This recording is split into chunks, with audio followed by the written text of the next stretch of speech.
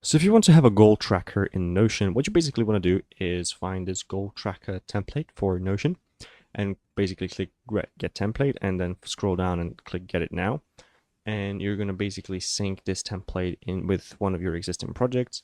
And you basically don't need to name a price. It's free and you just add that to cart. If you want to, you basically put 0 and then click add to cart.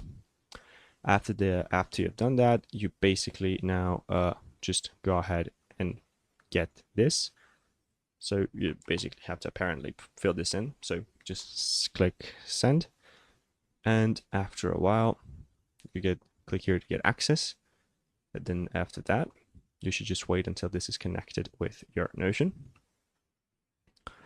and you're pretty much gonna get good to go. So just wait until this is completed. And as you can see, now it's all done and you have a goal tracker simple as this. So basically click here, start this with this template. And after you're done, start with this template, you will be redirected here to notion.so, the official website, of course.